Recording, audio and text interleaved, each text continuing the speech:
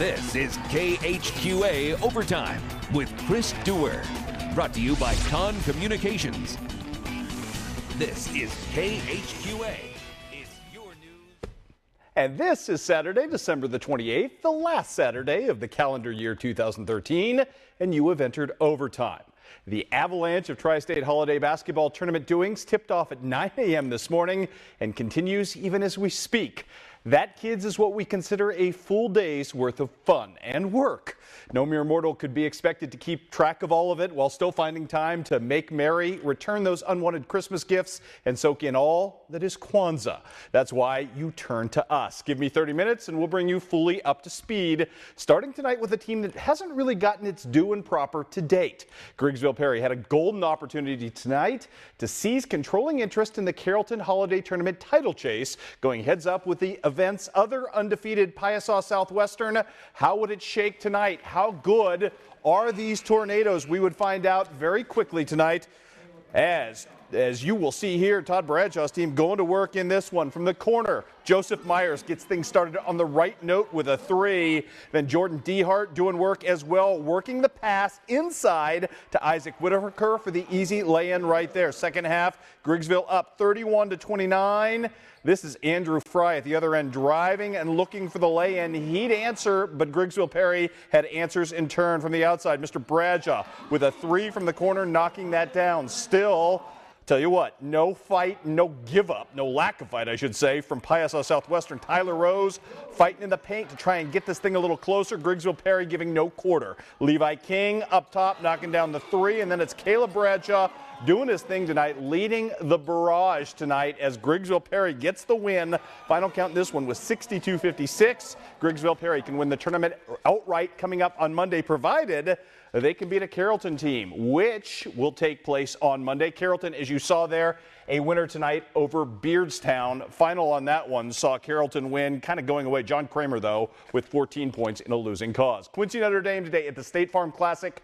You remember the Raiders entered their trip to Bloomington winless. Tell you what, turned out to be a pretty good weekend for Bob Sheffield's crew. Earlier in the day today, it was Quincy Notre Dame beating Fieldcrest 52-51. Austin Ritter with 18 points in that ball game, which put the Raiders in the fifth place game, and they took advantage of that opportunity, winning yet again 2 wins in a row. This is the first win for the Raiders over a team with a better than 500 record today. St. Thomas More 70-62. Again, it was Austin Ritter doing the deed today. He had 21 points in that second game. That kid has come alive over the course of the last 2 weeks as the Raiders end up taking fifth place. Quincy High School, kind of a mixed bag of treats for them at the Collinsville tournament. Quincy High School does get the victory over Collinsville today to play themselves into the consolation championship game. Cameron Gay with 2 huge three-pointers down the stretch to help the Blue Devils get there. They get the win in the early game, 49-46. Unfortunately, Sean Taylor's team kind of ran out of gas down the stretch in that consolation championship game, taking on Decatur MacArthur as the Blue Devils lose that game by the final count of 65-49. 3 Blue Devils, including the aforementioned Cameron Gay, in double figures in that ball game. Let us take you to Macomb Western Holiday Tournament. Clay Vass, the former Central Lee and Hamilton coach, back in town in the early session. Macomb trying to play its way, well, into the fifth place game. And early on, Illini Bluffs was quick out of the gate in this one. Garrett Jordan with the three, a 10-4 lead. But the Bombers would wake it up, and it would be this Alec Drake three that kind of served as the alarm clock in this one. In the second quarter, things started really going Macomb's direction. Damone Doyle had himself a day. Nice little kiss off the glass right there. Hits the runner. This is Blake Louderman following up with some larceny and a layup at the other end. More Damone Doyle. He had 11 points in this game, all of them critical, including the spot-up three right here to give Macomb its first lead of the ball game at 18-16. Then Blake Louderman comes alive in this one, knocks down the three. Louderman had a really good morning, finished with 29 points. You will see him again, same guy, different corner, same result. He had 29 points. And then Jacob Billiter had a really nice today as well, follows up with a jumper as he had 10 points on the day. Macomb gets the win in the early going, 63-53 over Illini Bluffs. Now, we didn't get a chance to show you why Macomb was knocked into the back draw. Last night had a little video trouble. We will show you their thrilling showdown last night the Bombers had with Canton. Blake Louderman right here running the floor would find Alema Stone in the interior who gets the easy lay-in. But this was a back and forth affair from the get start last night. Tyler Pasley would answer from beyond the arc for Canton. He scored, so too did Cole Schratt right here, but the real scoring belonged to one Canton player, and we'll talk about that little giant in just a second. Meanwhile, Macomb doing its level best to stay in this game. Blake Louderman responds, dribble drive, and the triple. More Alec Drake this time creating for Damone Doyle, who would light it up from the lane. But as we mentioned to you last night, the story in the game, an overtime loss for Macomb, was this kid, Hunter Rhodes, whose dad played at Western Illinois, played in this very building. He had 47 points. I repeat, 47 points. That's a large number, as Macomb ended up losing last night, 64-62. Meanwhile, Camp Point Central trying to stay alive in the back draw as well, taking on Eureka in the morning session up at Macomb. The Panthers trying to rekindle their offense after a rough start last night. Rough game shooting on Friday. The tempo spike starts here with Austin Cranberg pushing and finding Jason Dormeyer. And little Cindy Lou, who would approve at that point. Cute kid. Meanwhile, it was Dormeyer's turn to share. And remember, during the holidays, a good time to be sharing. Better to give than to receive. Beautiful pass on the interior right here to Taylor Hyman, who ends up converting the three-point play to tie this game up at 6 apiece. Hyman, also a very good passer, throwing down to the big fella, Jacob Eilers. Eureka leading at this point 10-9. I tell you what, not even the double team could stop Eilers at that point, but Eureka would re-extend in this one. Connor Steffen wide open. The Hornets shot just 28% from the field on the day. Central just didn't have a whole lot of opportunities to match, however. Jacob Eilers with another bucket here, and then Zach Hibbard.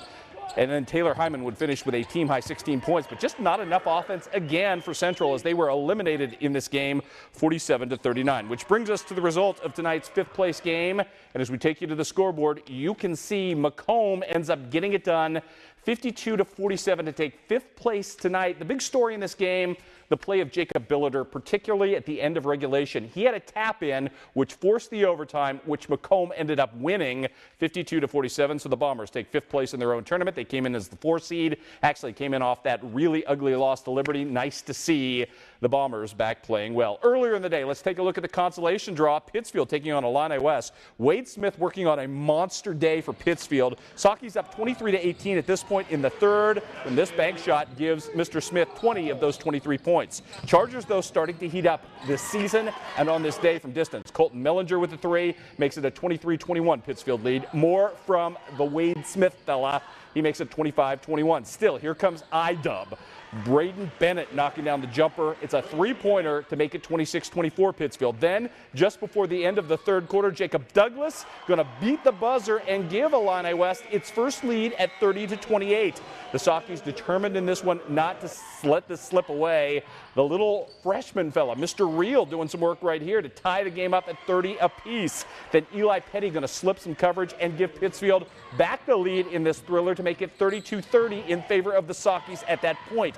Braden Bennett, though, having none of it. He would re-extend the lead for the Chargers, giving them as much as a 4-point lead in this one. You will see Mr. Bennett right here, though, with a 2-pointer to help make it a 33-32 lead for the Chargers. The Chargers built that lead up to 36-32. Wade Smith with a couple of incredible steals. This would have been play of the week. Unfortunately, the referees would not give him continuation. He did knock down the 2 free throws. Eventually, we're tied up yet again. Here's Braden Bennett one more time, this time wide open 3, which turns out to be the difference maker. That and a couple of ice in the veins free throws down the stretch from Nolan Ard gives Illini West the victory. They win 46-38. Illini West advances to the Consolation Championship with their Hancock County partners. West Hancock do so today against A-Town. Abingdon. Devin Lee Rings, as I said on Twitter, should petition to play all of his games in Macomb. Great 3 from there. I'm not sure I saw the kid miss all week long. Opposite side now, Jeremy Marshall doing his thing as well, knocking down a 3. And then more of Mr. Rings. Great flourish to start the third quarter for West Hancock, which extended out to as much as a 15-point lead. Tell you what, Abingdon's got a kid who can flat play. Trey Maxwell had 33 points of the day, including this massive dunk. He single-handedly kept his team in this game, even when they were down 15, cutting it back to within 6 at one point. But West Hancock not to be denied. Jonathan Ferguson with a nice take right there for 3. Actually, that's Trevor Knight, the sniper, with a nice take. Here's Jonathan Ferguson getting a members-only bounce right there. And then more Trevor Knight, the strong take down the stretch when his team needed it most. West Hancock advances to the Consolation Championship with a 61-51 win, where they would take on today and defeat Illini West in what turned out to be a pretty good game at 5 o'clock this afternoon. West Hancock gets the win 46-40. Devin Lee Rings with 13 points in that ball game as well. Let's take a look at some other scores from the Macomb Western Holiday Tournament today. In the third place game, Monrose bounces back after being upset today by Metamora to win third place 81-50. I'm not sure anybody saw that coming. And as we speak, in the fourth period right now, Metamora is leading Rockridge and threatening to run away with this whole tournament. 39-34 the score at last check with about 3 minutes left. MVIT, we've got that for you as well today. Unity and Southeastern.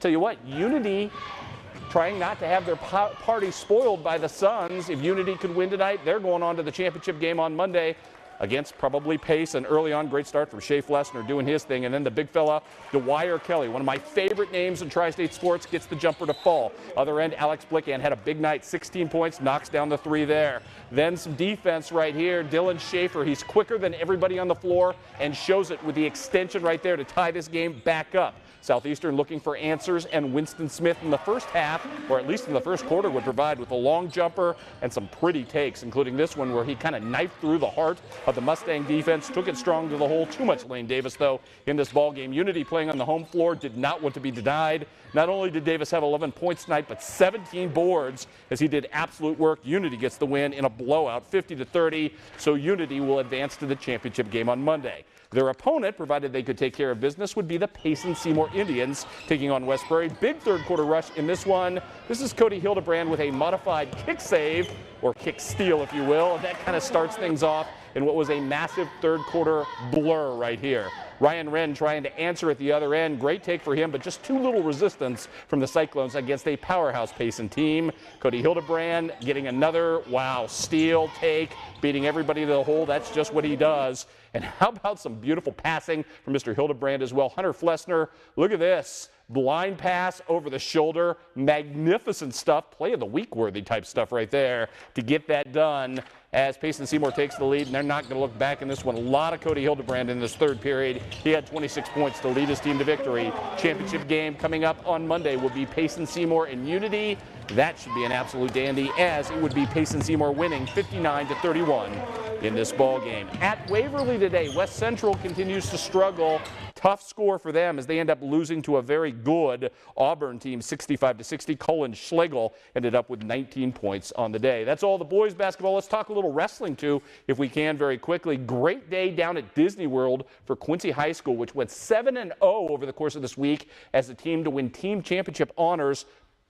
In so doing, Michael Peters, who won all 7 of his matches, ended up winning all 7 of them by fall, took team MVP honors. Also going 7-0 in the tournament were Jackson Reckers, Jared Straube, Logan Hagerbomber, and Matt Ballard, as well as Kelvin Cookson, who went 7-0, and Gage Mast was still undefeated, but only wrestled in 6 matches. The Blue Devils really getting things done on the mat these days. Congratulations to them on that phenomenal showing. And we are just getting warmed up. Plenty of good girls basketball coming your way up next. Nice job.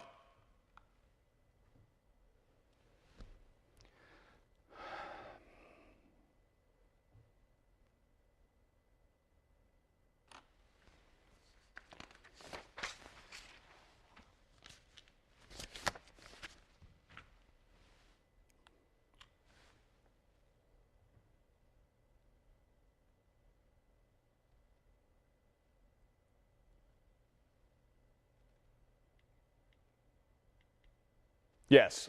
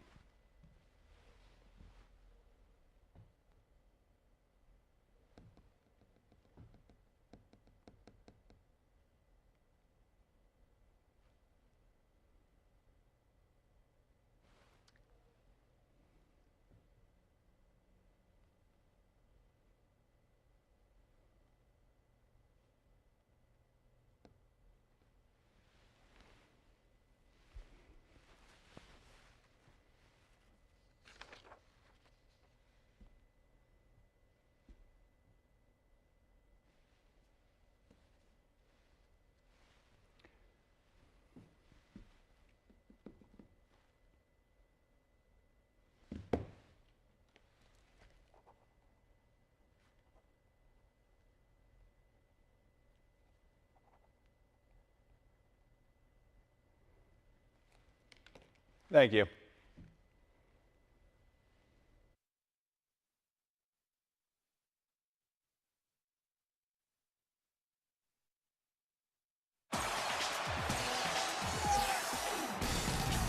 You're watching KHQA Overtime with Chris Dewar. Brought to you by Con Communications. And welcome back to Overtime, everybody. Just want to update before we go on. It's all over at Western Hall. Rockridge rallies down the stretch and does what everybody expected them to do, or I think a lot of people expected them to do, and ended up winning the tournament tonight, beating Metamora 49-43. So Rockridge is your 2013 Macomb Western Holiday Tournament champion. Great job to everybody up in Macomb. Was a great tournament all weekend long. Well, tournament championships locally have been difficult, as you imagine, to come by for Western Illinois boys basketball squads. Perhaps the ladies of Illini West will bridge that gap. The Chargers facing a good Canton squad tonight in the semifinals of the Beardstown Lady Tiger Classic and taking care of business in so doing today. Kind of a sluggish start for Grant Supernauts team. Really couldn't hit a bucket in the first quarter from distance. However, scrappiness will get you through. Gracie Bostert with the skee ball pass, if you will, finds Shelby White, who finds Michaela Gronwald. And all of a sudden, the Charger offense is started. It would continue. Elise Trout attacking from the angle. She makes that go. Tell you what, Canton, no quitting these girls. Morgan Coomer, very nice take for her to help tie the score back up. You know what? Canton's got a really good player by the name of Chloe Churchwell, who's a phenomenal guard. Illini West, though, did a very good job in the first half, keeping her largely under wraps. And meanwhile, the Chargers started getting heated up later in the first stanza. This is Shelby White, post move, taking it strong, giving her team back the lead at 8-4 at that point. Then Aubrey Carlisle going to do her thing as well, just kind of separating from a defender, and there she is, wide open, and kind of crawls the ball over the top of the rim. More from Carlisle this time as a distributor. You will watch her make the beautiful pass to a wide open Elise Trout in this one. The Chargers build a big lead, hung on strong down the stretch, and they are headed off to the championship game by virtue of a 51-42 victory. Gracie Bostert, not pictured today, had 11 points. Well, she was pictured on her backside making great passes, but there you have it. Meanwhile, let's take a look at what's next for Illini West on Monday. Kind of a surprise.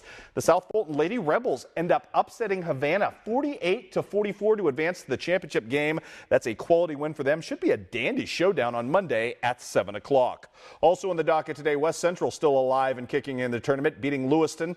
Nice bounce back win for Brian Bettis' crew as Abby Lashment leads the way in that ball game with 15 points. We've got more on the docket for you. West Hancock gets a win over Illini Bluffs. Alexis Dooley with 14 points there. Abingdon, too much for Pittsfield. Pleasant Hill ending their run in the tournament 38-27. Also, we have for you more scores. Brown County taking apart Rushville Industry. Who else? Vanessa Markert with 18 points, the Division I pledge, doing her thing. Claire Raby, the outstanding freshman, helps Unity in overtime beat Macomb 55-49. Raby with 12 points and a couple of triples on the day there. More for you from the girls' side. Earlier in the day, Triopia a winner in a tight one over Illini Central 35-32. Sydney Mush with 19 points to lead the Trojan victory. We've got Rout getting felled by Liberty as Michaela Leapley does very nicely on the offensive end of things with 14 points. And Beardstown hangs on to beat Griggsville. Final count in that one was 38-36 on the day. Also at the State Farm Classic, tough day for Central Southeastern, a pair of losses early in the day.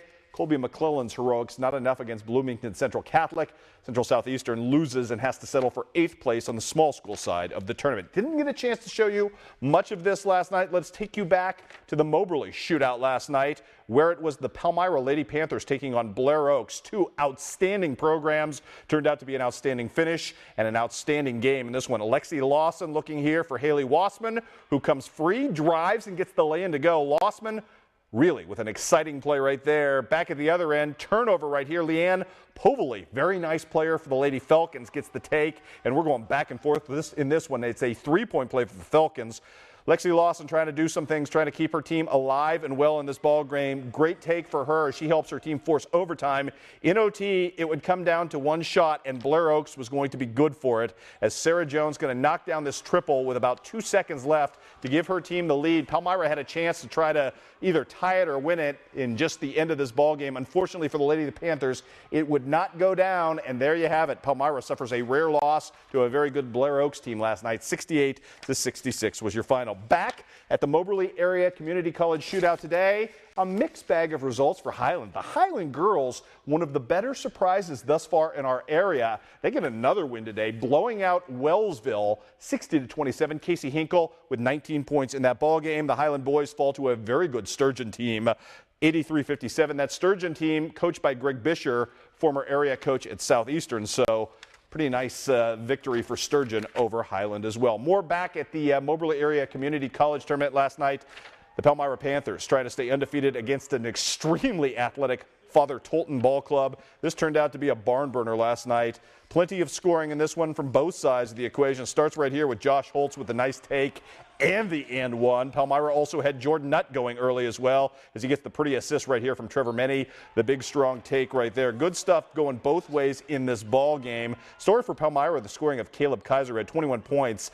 Big lead early for Palmyra. Tolton comes all the way back. Josh Boyer shows his size and his range right there with the take, and then it's Michael Porter doing some work as well. Tolton strong, Palmyra just stronger down the stretch. Trevor Menny with 19 points to spur that victory last night as the Palmyra Panthers improved to 8-0 last night with a pretty win, a nice win. 78-70 was your final there. And we are moving on now. We got plenty more coming up next, including your Con Communication nominee for this week.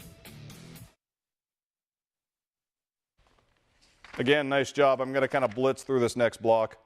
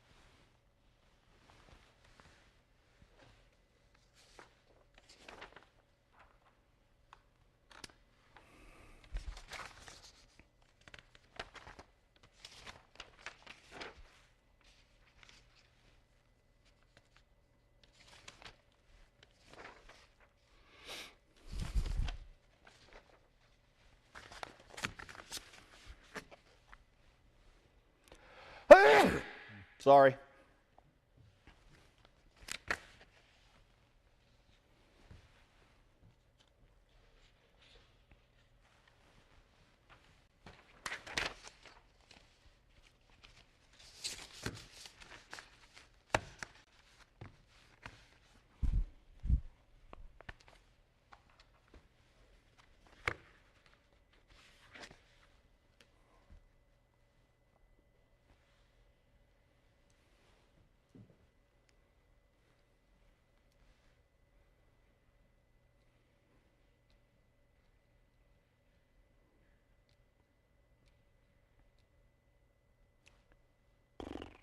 Thank you.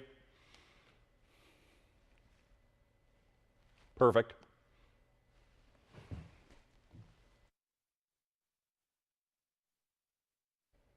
Local college basketball today. What a rally for the Culver Stockton Wildcats at the Coaches vs. Cancer Classic down in Columbia. That's a lot of C's. Culver Stockton down big at the half. Rally's huge. The story in this one, Mario Gully, a career-high 29 points for the Cats. Jonathan Nutt, the former Palmyra star, had 8 points in the loss for William Woods. Culver Stockton gets the win, 93-81. We've also got heartbreak tonight for Western Illinois. Had the lead down the stretch, 60-55 at that West Texas town of El Paso. It's almost a good song lyric, isn't it? UTEP, though, comes back strong down the stretch, ends up rallying to win 67-64, so the Leathernecks suffer a tough loss there. Which brings us now to our final con communication nominee for the month of December and for the 2013 calendar year. We now have 4 outstanding plays for you to choose from, and starting on Monday, you can go to our website and vote for your favorite, and if you vote, you automatically become eligible to be drawn randomly as the winner of a great prize package from Con Communication. We've got a buzzer beater to show you this week, the big showpiece game between Payson Seymour and Liberty, and look at Michael Blewett. Just before the end of the first quarter, his team suffered the loss, but Blewett couldn't have been any better in the clutch right here to help tie this thing up. Look at him contort, barely touch the ball to get it off his hand before the buzzer. That's just a heady, smart heads-up play. And the 4th, as I mentioned, nominee of the month. Your choices include Michael Blewett, as we mentioned, Trevor Meny, who you saw earlier, who also had that fine no-look pass earlier last week, which was an absolute thing of beauty as well.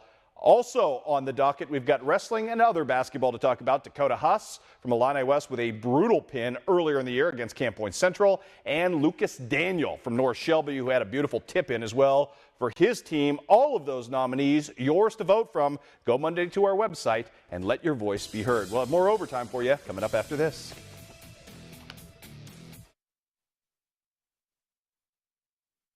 This last block will be quick as well. Very nice job directing tonight, by the way. Do I have enough time for him?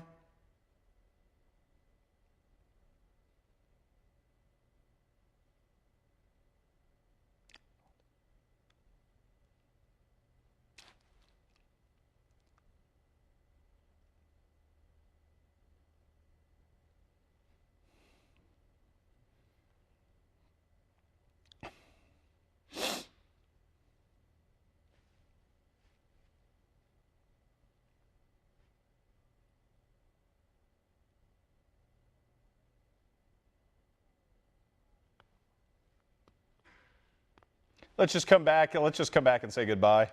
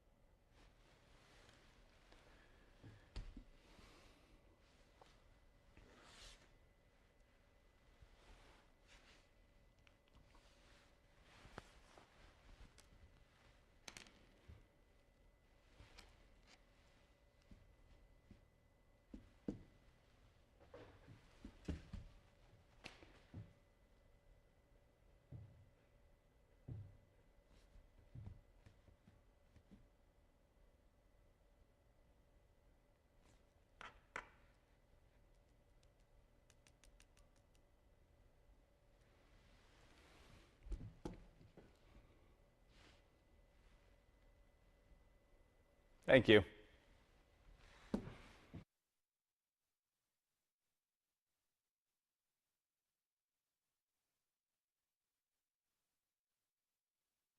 Quickly on the regional basketball docket tonight, Mizzou beats NC State and Illinois over Illinois Chicago. Here's a look at the lay of the land for the rest of the week. Coming up on Monday, we finish up all the tournament fun. On Tuesday right here, a little something special on New Year's Eve. We will announce our KHQA sports person, hint person, of the year for 2013. That will be at 6 and 10, and then we're back to ordinary time with all your local fun coming up on Thursday and Friday. We'll see you then, everybody.